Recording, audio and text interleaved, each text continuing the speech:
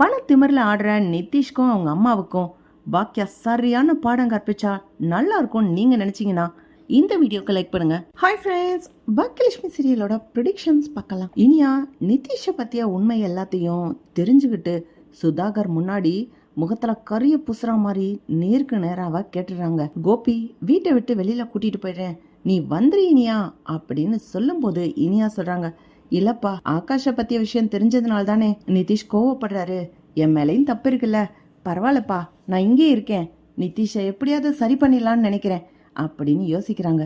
கரெக்டா சுதாகர் இனியாவ ரொம்ப நம்ப வைக்கிற மாதிரி பேசிக்கிட்டு இருக்காரு. நிதிஷ் கிட்ட அடிக்கடி சுதாகர் இனியா கிட்ட சாரி சொல்லு, இனியா கிட்ட பேசு, இனியாவை வெளியில கூட்டிட்டு போ அப்படின்னு கண்டிஷன்லாம் போடுறாங்க. இனியாவை பார்க்க நிதிஷ்க்கு ஆத்திரமா வருது. நிதிஷ் அவங்க ஃப்ரெண்ட்ஸ் கிட்ட எல்லாம் ஐடியா கேக்குறான்.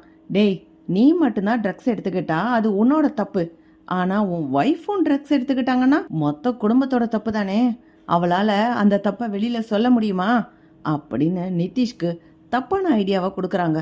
நிதிஷ் இனியாக்கு தெரியாம இனியா குடிக்கிற ஜூஸ்ல இந்த போதை மருந்த கலந்துடுறாரு.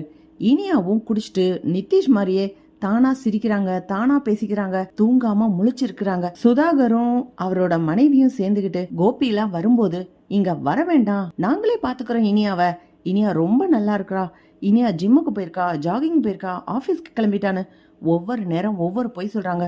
ஆனா இனியா ஆபீஸ்க்கே போகல. நிதிஷ் இனியாவுக்கும் இந்த ட்ரக்ஸ் பழக்கத்தை இனியாவுக்கே தெரியாம பழக்கி விட்டுருக்காரு. இனியா அதுல இருந்து வெளியில வர முடியாம ரொம்ப கஷ்டப்பட்டு இருக்காங்க. கோபி இனியாவை பார்த்தே ஆகணும், 3 நாள் ஆச்சு இன்னும் பார்க்கவே முடியலையே அப்படின்னு ஆபீஸ்க்கே தேடி போறாரு. ஆபீஸ்க்கு போன உடனே இனியாவோட ஃப்ரெண்ட்ஸ் எல்லாம் சொல்றாங்க, இனியா ஆபீஸ்க்கு வந்து 3 நாள் ஆச்சு, போன் பண்ணாலும் எடுக்க மாட்டேங்கிறா, லீவ் கூட சொல்லல, ஏன் அவ ஆபீஸ் வரல அப்படின்னு இனியாவை பத்தி விசாரிக்கிறாங்க. கோபி நேரா சுதாகர் வீட்டுக்கு போறாங்க. சுதாகர் வீட்டுக்கு போன உடனே, என்ன எதுக்காக இனியாவை தேடி தேடி வந்துட்டு இருக்கீங்க, இனியாவை நாங்க பத்திரமா தான் பாத்துக்கிறோம் அப்படின்னு சுதாகரோட மனைவி சொல்லும் போது சுதாகர் சொல்றார், தா சும்மா இரு, நம்ம சம்பந்தி அவரு தம் பொண்ணு மேல அன்பா ஆசையா வந்திருக்காரு. இல்ல சம்பந்தி, இப்பதான் நிதிஷும் இனியாவும் வெளியே ஷாப்பிங் போயிருக்காங்க, வந்த உடனே நான் உங்க வீட்டுக்கு வர சொல்றேன் அப்படின்னு சொல்லி கோபிய சமாதானம் பண்ணி அனுப்பிடுறாங்க. கோபி இனியாக்கு போன் பண்ணி பாக்குறாரு, ரிங்க போகுது, ஆனா போன் யாருமே எடுக்கல. கோபிக்கு ரொம்ப டவுட்டா இருக்கு, இனியாவுக்கு என்ன ஆச்சுன்னு தெரியலையே, இவங்க எதை வேணாலும் செய்வாங்க, உண்மையை மறைச்சிருவாங்க, இனியாவுக்கு ஏதாவது விபரீதமா இருக்குமோ அப்படின்னு கோபி பயப்பட ஆரம்பிக்கிறாரு. கோபி பாக்கியா கிட்ட போய் ஹெல்ப் கேட்கலான்னு சொல்லி, பாக்கியா நான் உன்கிட்ட ஒரு விஷயம் பேசணும் அப்படின்னு பாக்கியா கிட்ட கேக்குறாரு கோபி. என்னன்னு சொல்லுங்க, இனியா உனக்கு போன் பண்ணாலான்? இல்ல இனியா எனக்கு போன் பண்ணல, நானும் நிறைய ட்ரை பண்றேன், ரிங்க போது போன் எடுக்க மாட்டேங்கிறா. பாக்கியா ஒரு சில உண்மைகளை நான் சொல்றேன், நீ கொஞ்சம் பதட்டப்படாம கேளு அப்படின்னு நிதிஷ பத்திய உண்மைகள் எல்லாம் பாக்கியாக்கு சொல்றாங்க. பாக்கியா அப்படியே அதிர்ந்து போயிடுறாங்க.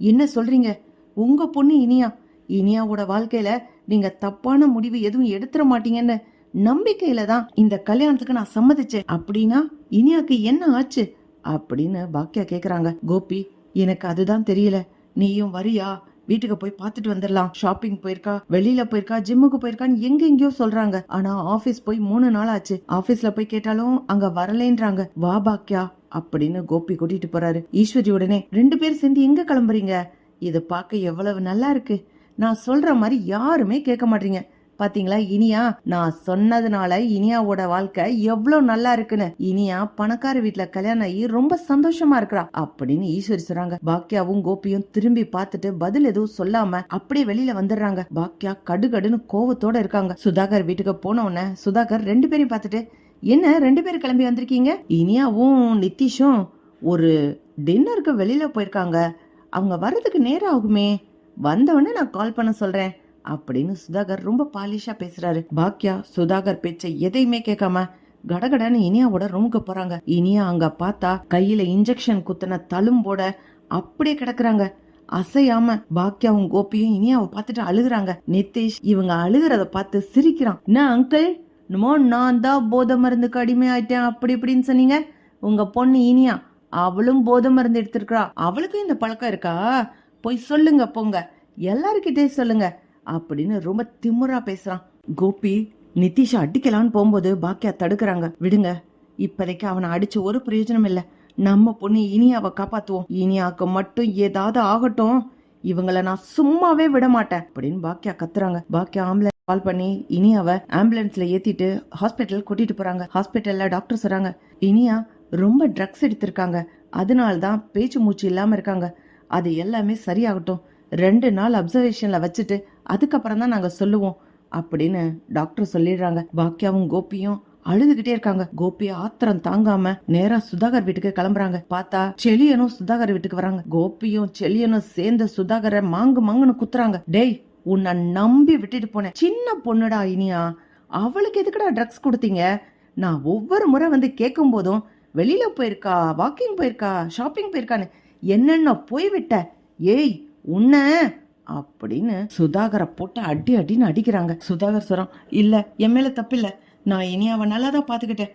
நிதிஷ் தான் பேரை காப்பாத்திக்கிறதுக்காக இனியாவும் ட்ரக்ஸ் எடுத்துட்டா, அப்போ இனியாவும் அந்த பேர் தான் வாங்குவா அப்படின்னு சொல்லிதான் அந்த மாதிரி செஞ்சுட்டான். சாரி சம்மந்தி அப்படின்னு சொல்றாங்க. நிதிஷோட அம்மா வந்து, என்ன இப்போ உங்க பொண்ணு இனியா மட்டும் ஒழுங்கா நிதிஷ் எடுக்கிற அதே ட்ரக்ஸ் தான் இனியாவும் எடுத்திருக்கா, அப்பனா இனியாக்கும் அந்த பழக்கம் இருந்திருக்கும் தானே, நீங்க ஏன் சொல்லாம மறைச்சிங்க அப்படின்னு பேசும்போது பாக்கியா அந்த இடத்துக்கு வர்றாங்க. இந்த விஷயத்த கேட்டவுடனே பாக்கியா ஓங்கி நிதிஷோட அம்மாவை அறையிறாங்க. நான் ஒன்னும் என் பிள்ளைய அப்படி வளர்க்கல, என்னோட வாழ்க்கையே என் பிள்ளைங்கன்னு நினைச்சு என்னோட ஆசை சந்தோஷம் எல்லாத்தையும் தியாகம் பண்ணிட்டு பிள்ளைகளுக்காக வாழ்ந்துட்டு இருக்கேன்.